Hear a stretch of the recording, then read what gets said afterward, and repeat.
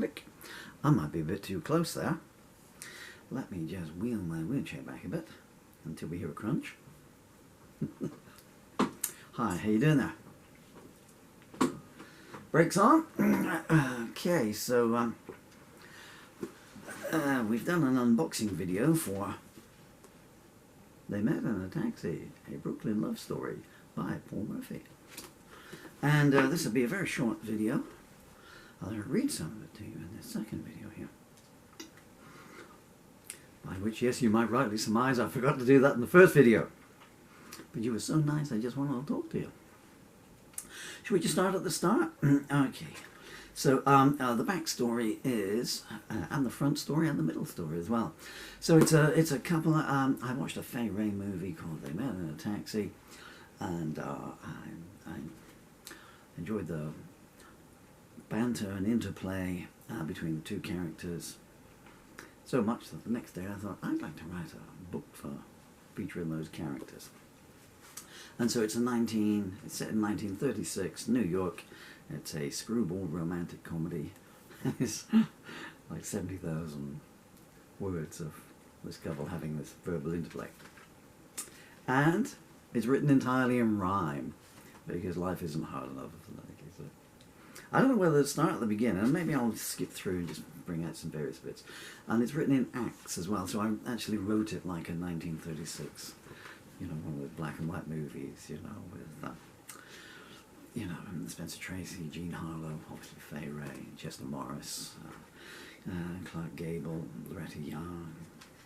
I know Joan Crawford had a particularly good sense of humour.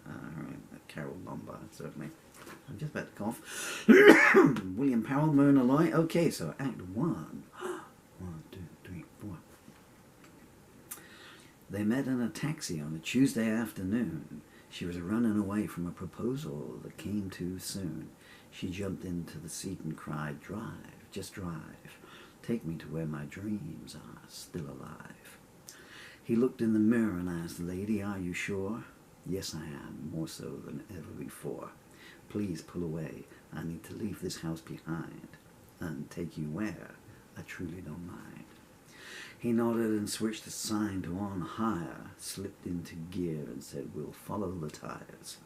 Out onto the main road and in the traffic stream, said sardonically, "Strapping tight, I'm doing almost 15. A few miles of silence then. "Can I know your name?" "Jimmy, pleased to meet you." "Likewise, the same." "I'm Mary." "What a good memory you have. For the first time in a long time." She laughs. "A destination would help," he says further on. "Oh, Jimmy, the directions I gave myself are wrong. I'd ask you to take me home, but it's not there." "That wasn't your place?" "No, we don't share." "Tell me about you, Jimmy," as a subject change. I guess this is somewhat strange. This is New York, Mary. Strange is the norm. So, today's running pretty much to form. I hate to ask. Go on, dare. "Well, are you good for the fare?" She purses her lips and says, "I pay my way, even when I look like projecting disarray." "I didn't mean..." "No, you are right to ask. What are we up to? The dollar's coming up fast." "Oh, maybe I'll ask you to pull over shortly." "Purse empty, Mary?" You've caught me." He nods his head and asks, "You eaten today?" "I have no appetite. We'll hit a cafe anyway. There's a diner up ahead where all the cabbies go. But you're working. Even cabbies eat, He pulls in, parks up, and hand holds her out. "You think I'll rub?" "No." "Well, maybe a doubt." They both chuckle and he says, "Come on, let's eat. And before you say anything, my treat." "You got no baggage," he notes. "I wouldn't say that. But I have no luggage is the better fact." He holds the door open and she halts, half surprised. "Sorry, I haven't been shown manners in a while," she sighs. A few people call his name as they walk in. "You're popular," she smiles.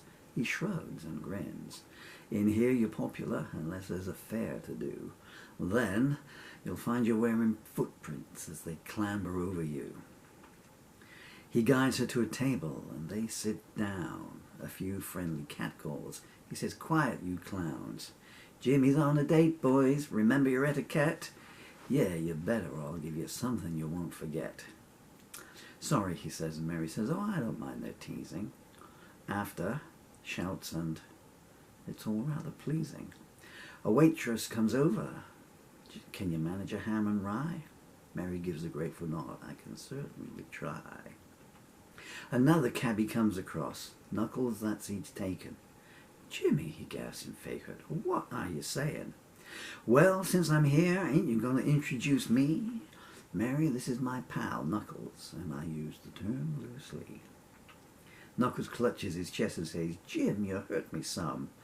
That's what I'm planning to do if you don't go away, you bum." Mary smiles. "No, please, I'm the intruder here." Knuckles plonks down, grinning. "Thank you, my dear."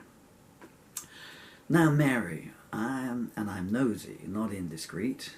Where, when, and how did you two meet?" "I'm his fair." "Yes, the fairest of them all. We won't find your number written on the phone by the law." Okay, so that's how they met. So there's a bit of a backstory there, and then let's proceed on. Should we start on one of the acts? Okay, what are we to here?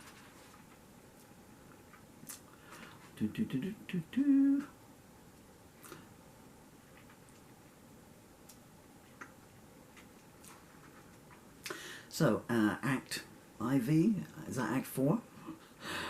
You can't imagine how I had to go literally trying to find Roman numerals on Google. Whoever invented the internet and thinks it's worthwhile. I mean, normally I just like to mess with it in any case, you know, so I like to Google things like, how long does it take to wash a citron using a hedgehog or something like that, you know. But Roman numerals, where should we go to? Should we skip ahead a little bit further? When they're better ensconced. What have we got here? Oh, that's when it gets to the action and adventure bit.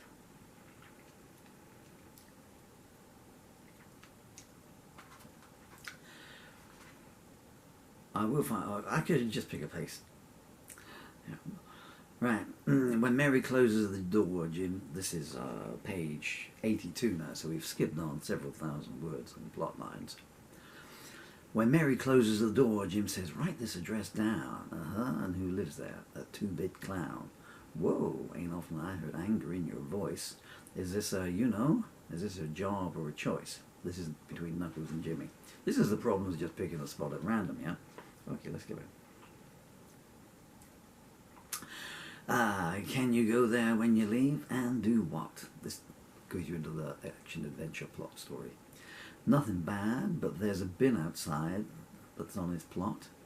"You that hungry, Jim?" "You galoot, I'm serious. I can't go myself tonight, and you're the only one I trust." "The only one you know?"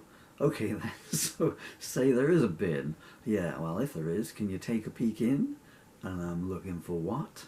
"A case, some kind of lady's case." An understanding look appears on Knuckles' face. "A bow?" "No, a walking piece of trash. Things he can do, well, he hangs around with cash. I mean, don't take any risks, look only if you can." "And if his bin is in his kitchen, then what's the plan?" "Tell him you're from the sanitation department." "I see, and I gotta what, search for rats in his apartment?" "There's one there already, and it's a house, not a flat." "Okay, well, I'm easier with that." The bedroom door opened, and Jim gave the sign of a zip. Knuckles nodded and then popped the paper away quick. Mary came out, dressed, and gave a little twirl. "Thank you, and Natalie Knuckles. I feel like a girl." She only had one case, you see, so and Knuckles had got her some clothes, spare clothes. She just ran away with the clothes that she was wearing. I'm filling the gaps for you here. We'll just do a little bit more, but you know that already because there's a time bar that tells you how much longer I'm going to keep yakking for, doesn't it? They fit fine on you. That's the advantage of being small. You can double sleeves back, but you can't shrink if you're tall. The skirt is nice, don't you think? Both the men agree. And I say again, Mary, it ain't charity. Knuckles, it's fine. I mean, they don't really look pre-worn, unlike Jimmy's pajamas, which we've established are pre-war. Ha! There are only 2 tops and 2 skirts, and a condition as good as that. Some of the other stuff, rougher than a camel's back. This is my day for clothes, it seems. She points down to her feet. Jimmy bought me these. Jim bought ladies socks. Knuckles, they're called stockings, but half ones. And yes, he did. Isn't that shocking? And I know you wouldn't tell any of the other cabbies. I mean, they'd understand, yes? They wouldn't tease. It's actually written in italics and all that. Mary, I'm so keen to tell I'm going into work now. Knuckles, you say anything and I vow. Mary sat on the arm of Jimmy's chair, beaming wide. Oh, we're only funning you. Well, at least we tried. You won't say anything, will you, Knuckles? He was so kind. That's what I was trying to get across. You all are, I find. And I'd love to meet Natalie, your friend. Neat. Jim, maybe fix something for the weekend? I'd say yes, but I'm the only one who's got nothing to wear. Ha! Knuckles, this lost box, do you get many things in there? Do we? False arms, false legs, false teeth, false eyes. It's nuts. Well, the time to start worrying is when you find false butts. Knuckles looked at Jimmy and then as one, both of them roared. My stairs, Mary. My stairs? My stars, Mary. You'll have me rolling on the floor. Oh, Jim told me he keeps beers here for you for that. I don't know. He says it's the only way to keep the carpet flat. Stop, Mary, please, doll. I'm begging you. You're going to make me laugh myself into a hernia. So, there we go. And, yeah, I won't read any more on that. So that is, they met in a taxi. A Brooklyn love story by Paul Murphy. 68,000 words, 320 pages. Well, the book itself is 300 and... Well, it comes in exactly 300 pages. How about that, the story? The rest is bonus material. And as you've just heard, it's written entirely in rhyme. I'm Paul Murphy. I'm very grateful to you for your time. Let me just take these off. And if you would care to go to Amazon and buy a copy, I'm truly grateful. I'm not hawking it for myself. I'm genuinely not. See other videos where you can see I'm in a wheelchair in any case, yeah.